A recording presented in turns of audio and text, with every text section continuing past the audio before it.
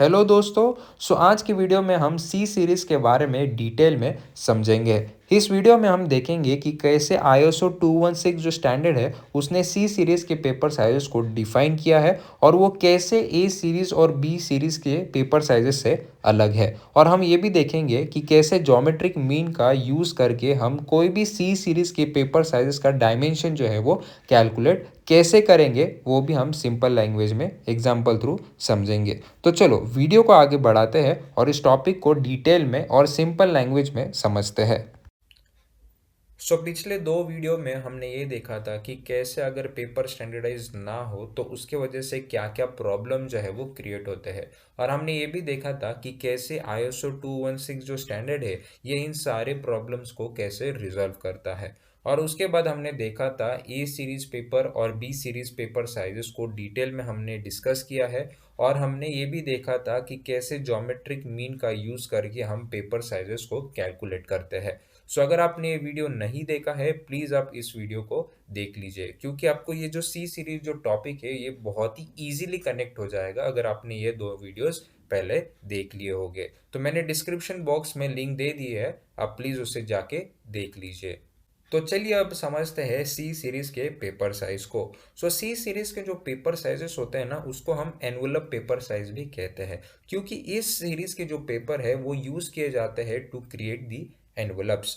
ठीक है, तो चलो अब समझते हैं कि आईएसओ 216 जो स्टैंडर्ड है उसने कैसे सी सीरीज को डिफाइन किया है। सी सीरीज के जो पेपर साइजेस है उसको डिफाइन किया है बाय 3 की पॉइंट्स। तो सबसे पहला की पॉइंट है एस्पेक्ट रेशियो, यानी लेंथ टू विड्थ जो रेशियो होता है वो हमेशा आपका √2:1 या फिर 1.4:1 होना चाहिए। यानी सी सीरीज के कोई भी पेपर साइज आप ले लो उसका एस्पेक्ट रेशियो √2:1 या फिर 1.41:1 होना चाहिए। ठीक है, उसके बाद जो सी सीरीज का जो पेपर होता है ना वो होता है between the A and B paper sizes. यानी जो सी सीरीज का कोई भी अगर आप पेपर साइज लोगे वो होगा between the A and B paper size, और उसको कैलकुलेट किया जाता है by the geometric mean. Geometric mean क्या है basically? It is a average calculating method जिसको कैलकुलेट किया जाता है by multiplying the number of data values and taking the nth root of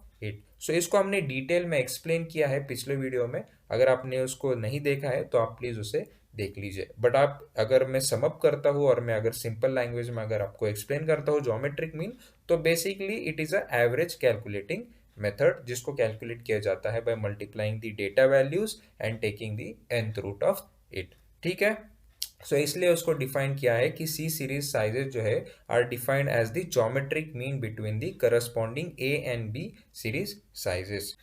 third की पॉइंट ये है कि अगर आप कोई भी पेपर साइज लेते हो और उसको आप फोल्ड करते हो along the length direction into half and उसको अगर आप कट करोगे तो आपको नेक्स्ट पेपर साइज जो है वो देखने को मिलेगी।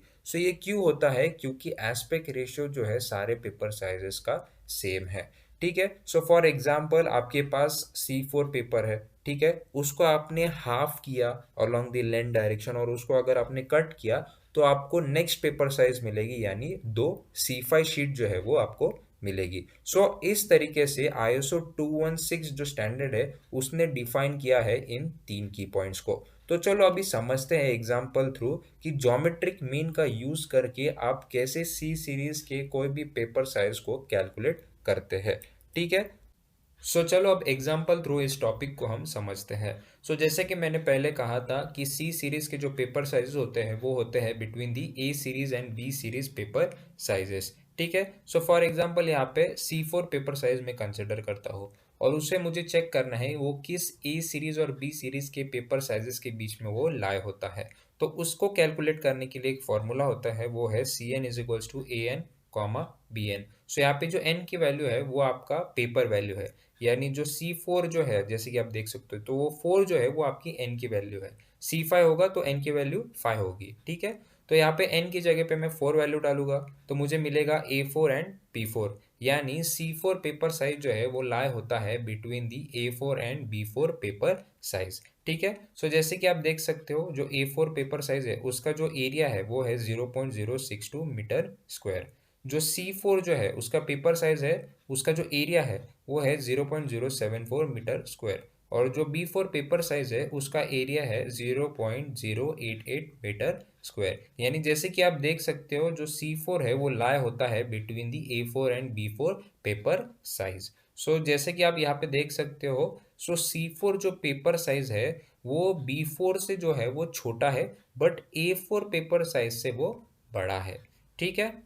तो चलिए अभी हम और एक एग्जांपल को समझते हैं। उसमें हम ये देखेंगे कि कैसे हम कोई भी सी सीरीज के पेपर साइज का डायमेंशन जो है वो कैसे कैलकुलेट करेंगे बाय ज्योमेट्रिक मीन मेथड, उसको हम अभी समझते हैं। सो जैसे कि आप देख सकते हो, ज्योमेट्रिक मीन का जो फॉर्मूला होता है वो क्या होता है? It is the multiplication of number of data values and then taking the nth root of it. तो यहाँ पे नंबर ऑफ डेटा वैल्यूज कितने हैं? दो। वो है length and second is the width. तो यहाँ पे इसलिए हम square root of length into width जो है उसको करेंगे। सो जैसे कि हमने पिछले एग्जांपल में C4 जो है, C4 पेपर साइज को कंसिडर किया था। सो इसमें भी हम C4 पेपर साइज का जो डायमेंशन है वो कैसे कैलकुलेट करेंगे, वो इस एग्जांपल थ्रू हम समझेंगे। सो पिछले एग्जांपल में हमने देखा था कि C4 जो है वो लाई होता है between A4 paper and B4 paper. So इसलिए यहाँ पे हमने A4 and B4 paper size जो है उसका जो डायमेंशन है वो यहाँ पे लिखा है। सो A4 का डायमेंशन है 297 इंटू 210 mm, एंड B4 का डायमेंशन है 250 इंटू 353 mm। ठीक है। सो अभी मुझे C4 पेपर साइज का जो लेंथ है उसको अभी मुझे कैलकुलेट करना है। सो उसमें मैं ये ज्योमेट्रिक मीन मेथड का जो फॉर्मूला है उसके अंदर मैं वैल्यूज को पुट करूँगा। सो अभी सबसे पहले मैं लेंथ डायमेंशन निकाल रहा हूँ, बराबर। सो यहाँ पे मैं दोनों पेपर का जो लेंथ है, यानी जो सबसे बड़ी साइज है दोनों पेपर में, उसकी वैल्यू यहाँ पे मैं पुट करूँगा। यानी जैसे कि आप देख सकते हो, A4 में सबसे बड़ी वैल्यू कौन सी है? वो 297, तो यहाँ पे मैंने 297 डाल दी। ठीक है। एंड B4 में सबसे बड़ा क्या है? 353, इसलिए यहाँ पे मैंने 353 डाल दिया। तो जब मैं 297 इंटू 353 करूँगा और उसका जब मैं स्क्वायर रूट लूँगा, तब मुझे मिलेगा 324 mm। यानी ये मेरा लेंथ है C4 का। ठीक है। सिमिलरली अगर मुझे विड्थ डायमेंशन निकालना है C4 पेपर का, तो मैं क्या करूँगा? A4 का जो विड्थ है और B4 का जो विड्थ है उसकी वैल्यू जो है वो इस फॉर्मूला में डालूंगा। यानी मैं जब विड्थ डायमेंशन निकालूँ तब क्या उसमें डालूंगा? 210, यानी जो सबसे स्मॉलेस्ट वैल्यू है वो, इंटू 250 mm, इसमें जो स्मॉलेस्ट वैल्यू यानी जो विड्थ है वो इसमें मैं पुट करूँगा, और उसका मैं स्क्वायर रूट लूँगा। तब मुझे मिलेगा GM is equals to 229 mm, यानी ये width of the C4 paper है। सो इस तरीके से हम ज्योमेट्रिक मीन का यूज़ करके हम C4 या कोई भी पेपर साइज का जो डायमेंशन है C सीरीज में उसका कैलकुलेशन करते हैं। सो यहाँ पे जैसे कि आप देख सकते हो, C4 का जो पेपर डायमेंशन है ये है 324/229 mm। सो लेंथ जो है वो 324 है, और जो width of the paper size है वो है 229 mm। सो इस तरीके से ज्योमेट्रिक मीन का यूज़ करके हम कोई भी C सीरीज के पेपर साइज जो है वो कैलकुलेट करेंगे। ठीक है। सो चलिए अब आगे समझते हैं कि जैसे कि आप देख सकते हो, सी सीरीज में ना 11 तरीके के पेपर साइजेस होते हैं, similar to A series and B series. ठीक है। सो इसमें भी सेम है, C0, C1, C2, C3, C4, C5, C6, C7, C8, C9 and C10। सो ये 11 तरीके के पेपर साइजेस है। इसमें C0 जो है वो सबसे लार्जेस्ट पेपर साइज है, और जो C10 है वो सबसे स्मॉलेस्ट पेपर साइज जो है वो होता है। ठीक है। सो सी सीरीज के अंदर ना एक इम्पॉर्टेंट रूल है। सो जैसे कि मैंने पहले कहा था कि सी सीरीज के जो भी पेपर साइजेस होते हैं वो यूज़ किए जाते हैं फॉर एनवलप्स। ठीक है। सो उसमें एक फॉर्मूला है, वो क्या है? AN is equals to CN।